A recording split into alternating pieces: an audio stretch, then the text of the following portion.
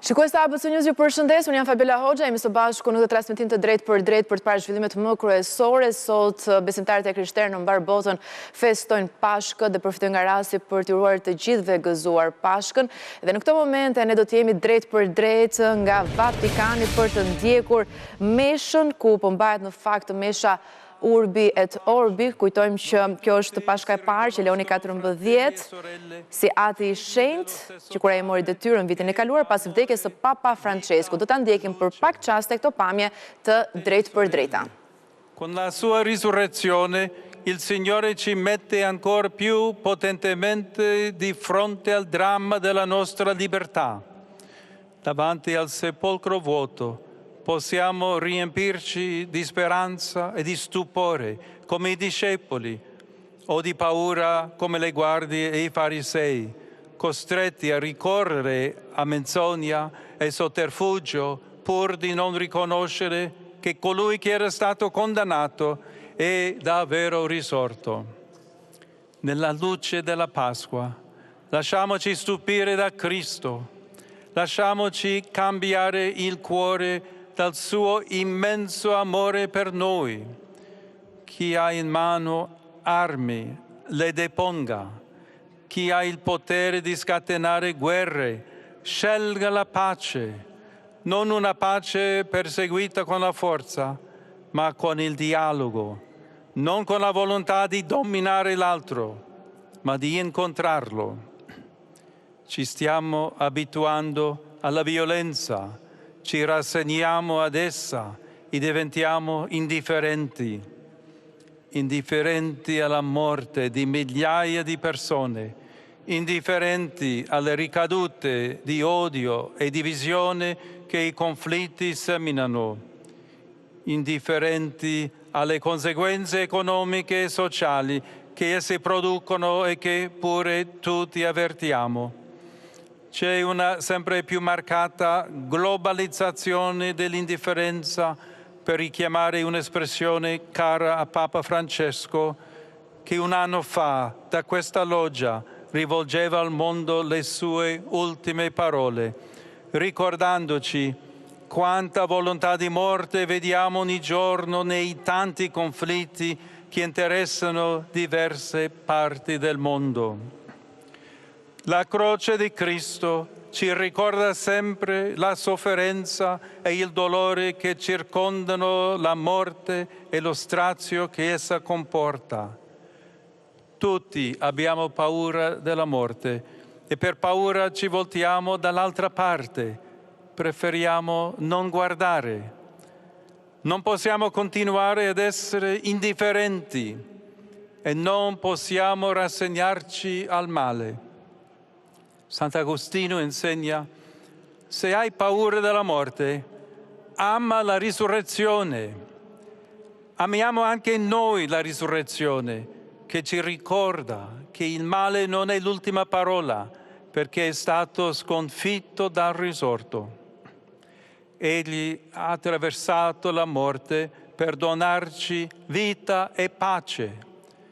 Vi lascio la pace. Vi do la mia pace, non come la dà il mondo, io la do a voi. La pace che Gesù ci consegna non è quella che si limita a fare tacere delle armi, ma quella che tocca e cambia il cuore di ciascuno di noi. Convertiamoci alla pace di Cristo. Facciamo udire il grido di pace che scorga dal cuore. Per questo invito tutti a unirsi a me nella veglia di preghiera per la pace che celebreremo qui nella Basilica San Pietro il prossimo sabato 11 aprile.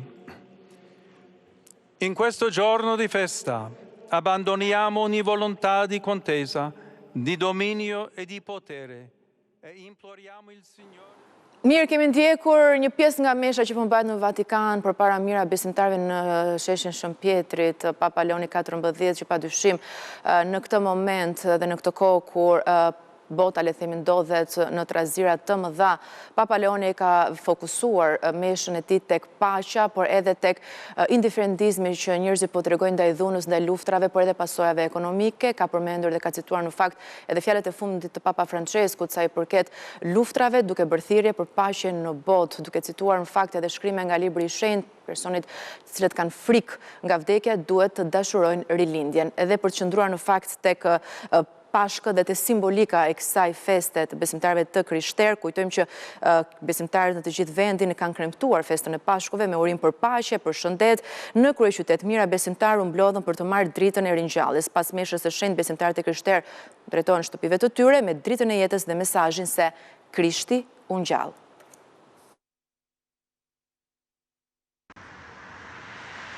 Besimtarët katolik kremtojnë Pashkën, ringjalljen e Krishtit, triumfin e jetës mbi vdekjen. Qindra besimtarë në Tiranë të dielën e nisën në katedralen e Shëmpalit, ku morën pjesë në meshën e shenjtë. Mesazhi që vjen në këtë ditë të rëndësishme në kalendarin e krishterë është për më shumë paqe e solidaritet mes njëri tjetrit. Gëzuar gjithë shqiptarëve. Të festojmë me kalamajt, me nipa, mbesa, gjithë bashkë. Marsi, paqë, begati për të gjithë. Si do festoni sot? Me familjen, në shtëpi, me tonat mirat. Gëzuar Pashkët të gjithëve. Të jenë Pashkë të lumtura, me paqe, me dashuri, gjithë mirat për të gjithë. Ndërsa në meshën solemne të mbrëmjesë të shtunës, ku besimtarët pritën ngjalljen e Jezu Krishtit, arqipeshkvi metropolit Tiranë-Durrës apeloi për më shumë mirëkuptim në këtë kohë sfiduese. Një Pashkë të shenjtë që të jetë rilindje në shpirt për familjet tona, në shoqërinë tonë shqiptare dhe veçanërisht në çdo të ri të re shqiptare. Pasi me Zotin çdo shpresë e vdekur ringjallet dhe merr jetë me më shumë dritë, më shumë entuziazëm për të sotmen dhe të ardhmen. Këngët liturgjike, lutjet krijuan një moment reflektimi e shpresë mes besimtarëve. Arshin Bardha. Gëzuar për shumë vjet dhe me shëndet Pashkët. Çfarë do luteni më shumë sante? Emri i tij. Për shëndet dhe mbarësi dhe jo luftë. Për dashuri, për familjen, për shëndetin. Gëzuar Pashkët. Pashka është një moment që bashkon familjet. Pas ceremonive, besimtarët bashkohen në tryezën tradicionale, duke ndarë me njëri tjetrin gëzimin e kësaj dite të veçantë. Edhe në qytetet të tjera u mbushën katedralet, besimtarët u lutën për paqe e begati në familje dhe uruan njëri tjetrin për jetën që rilind pas vdekjes edhe fitoren e dritës mbi errësirën. Besimtarët katolik në Shkodër dhe Lezhë kanë kremtuar festën e Pashkëve, një nga momentet më të rëndësishme të kalendarit të krishterë, që simbolizon ringjalljen e Krishtit dhe triumfin e jetës mbi vdekjen. Në Shkodër, mesha e vigjiljes së ringjalljes u mbajt në katedralin e qytetit dhe u celebrua nga arqipeshkvi dioqezës Shkodër-Pult, Imzot Giovanni Paragina. Në një atmosferë solemniteti dhe përkushtimi, besimtarët morën pjesë në këtë ceremoni të shenjtë që shënon kalimin nga errësira në dritë. Gjatë meshës u kryen dhe sakramentet e pagëzimit të njohura si konfirmimi në besim për disa besimtarë. Në fjalën e tij Imzot Paragina theksoi se këto sakramente përfaqësojnë një moment rëndësishëm shpirtëror, përmes të cilit besimtarët forcojnë lidhjen e tyre me Krishtin e ringjallur. Ky është gëzimi që sonte kremtojmë. Ky është gëzimi që sonte e këndojmë me jetën tonë. Falë ringjalljes së Krishtit, vdekja bëhet fillimi një jete të re. Kemi dëgjuar për Shëmpalit. Me ringjalljen e Krishtit, ai ka fituar mbi vdekjen. E vdekja nuk ka më pushtet. Dhe të gjithë ne, pikërisht nëpërmjet të sakramentit e pagëzimit, kemi mundësi të marrim pjesë në këtë jetë. Ndërkohë edhe në Lezhë, besimtarë të shumtë kremtuan mesnatën e së shtunës në katedralin e Shën Nikollit, ku u mbajt mesha e shenjtë e Pashkëve. Me qirin të ndezur në duar, simboli dritës hyjnore dhe shpresës, besimtarët përjetuan me solemnitet këtë natë veçantë, shoqëruar me lutje dhe reflektim shpirtëror. Është një natë e veçantë, një natë që ndryshon gjithçka, sepse ne të shohim se vdekja nuk ka fund për jetën, se dashuria me Zotit është më e fuqishme se çdo frikë dhe çdo errësi. Leximi i shenjtë na kujton se Jezusi, duke u shtrirë në kryq, u bë drita për botën. Kremtimet e Pashkës vijojnë dhe gjatë ditës së diel me aktivitete fetare duke përcjellë mesazhin e ringjalljes, shpresës dhe unitetit në komunitet. Punët e Shqipërisë dhe rruga e integrimit drejt Bashkimit Evropian janë në rrugën e dur, ndërsa shefi i qeverisë deklaratat e opozitës i cilësoi gënjeshtra të mëdha. Rama paralajmëroi gjithashtu se në ditët në vijim do të ketë lajme të mira për Shqipërinë sa i përket procesit të antarësimit të vendit në Bashkimin Evropian.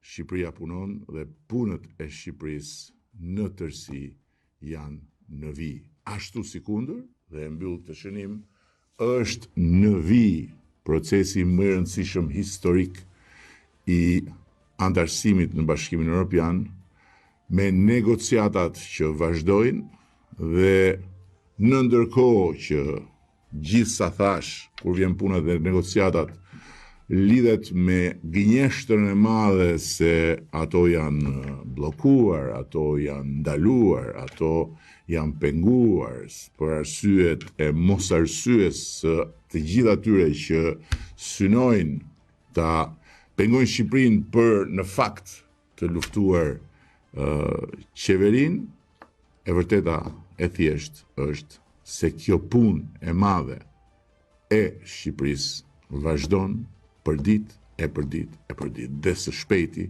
përsëri, siç kemi pasur në procesin e hapjes kapitujve, do të kemi lajme shumë të mira për të gjithë. Një prej personave më të kërkuar nga drejtësia shqiptare është arrestuar në Spanjë. 40 vjeçari Ardiano Giçi, i dënuar me 20 vite burg, akuzohet për rrëmbim dhe trafik droga. Ai dyshohet se i përfshirë në rrëmbimin dhe zhdukjen e Ridvan Lamajt në Sarandë në vitin 2015. Arrestimi realizua nga policia spanjolle me kërkesë të Interpol Tirana.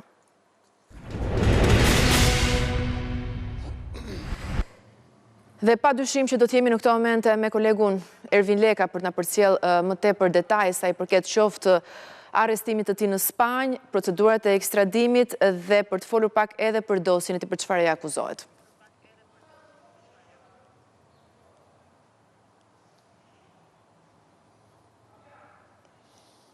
Ervin, nuk e di nëse regjia ka bërë të mundur lidhjen, nuk e di, më dëgjon?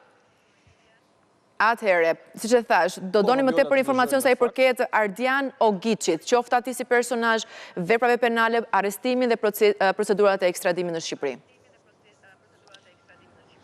Që nga viti 2015, ky personazh pra Ardian Ogiç rezultoni shpallur në kërkim ndërkombëtar pasi Interpol Tirana kishte marrë informacion se ai ndodhej jashtë vendit pas një krimi që dyshohet se kreu në zonën e Sarandës dhe pikërisht fshihej në shtetin spanjoll, ku kanë qenë fillimisht autoritetet shqiptare, të cilët kanë mundur që të gjejnë vendodhjen e tij dhe ta lokalizojnë, ndërpas nëpërmjet Interpol Madridit kanë bërë të mundur kapjen e tij, ndërsa do të vijojë edhe procedura e ekstradimit për ta sjell para drejtësisë shqiptare dhe për të vuajtur edhe dënimin e dhënë nga krimet e rënda në vitin 2017 me 20 vite burg për Ardian Ogiçin, pikërisht për veprat penale, rrëmbim personi dhe trafik i lëndëve narkotike kryer në bashkëpunim. Siç e tham, pra ai është dënuar me 20 vite burg pasi dyshohet se në vitin 2015 është pjesëmarrës në zhdukjen e Ridvan Lamajt, që në fakt ka qenë fillimisht miku i tij në qytetin e Sarandës, ndërsa më pas për shkaqe të prishjes së pazareve të drogës, për shkak se ky grup paktën siç dyshon edhe prokuroria e Sarandës dhe më pas prokuroria e krimeve të rënda që i dha edhe dënimin, kanë qenë një grup që trafikonin lëndë narkotike në shtetin grek, ndërsa humbja e një sasie kanabisi nga Ridvan Lamaj si duket solli edhe rrëmbimin e tij nga dy të dyshuarit. Bëhet fjalë për Ardian Ogiçin, i cili është arrestuar në shtetin spanjoll dhe pritet të ekstradohet, por edhe Vitor Islamin, ku ky fundit po ashtu ka marrë një dënim me 19 vite burg, ndërsa 20 vite janë dhënë për Adriano Ogiçin, pikërisht për humbjen e kësaj ngarkese që më pas dyshohet se u rrëmbye edhe shtetasi Ridvan Lama, miku i tyre, dhe më pas ka dyshime se është ekzekutuar në fshatin Zar, pavarësisht se trupi i Ridvan Lamajt nuk është gjetur sot e kësaj dite. Tashmë priten vetëm përmbyllje procedurave të ekstradimit dhe më pas burgosja për të vuajtur 20 vitet e dënimit që janë dhënë nga gjykata e krimeve të rënda për shtetasin Adriano Ogiçi, 40 vjeç nga Saranda. E kuptoj. Mirë, faleminderit Ervin. Kalojmë tjera zhvillime, 2 persona janë gjetur të vdekur në malin e Kamenicës, në Korç, në vendin e quajtur Qingji. Sipas policisë, viktimat dyshohet se janë emigrant nga Afrika të moshës 20 deri në 22 vjeç. Nga këshyra paraprakje e trupave të tyre nuk janë konstatuar shenja dhune. Dyshohet se vdekja ka ndodhur si pasojë e temperaturave të ulta. Ishte gjithçka e përgatitur edhe për edicionin e mesditës, ju mund të klikoni në webin tonë abcnews.al për tjera zhvillime, na ndiqni edhe në radio në frekuencat 105 FM. Në vijim do t'jeni me kolegun Ertan Prifti në Sport Center, qëndroni me ABC.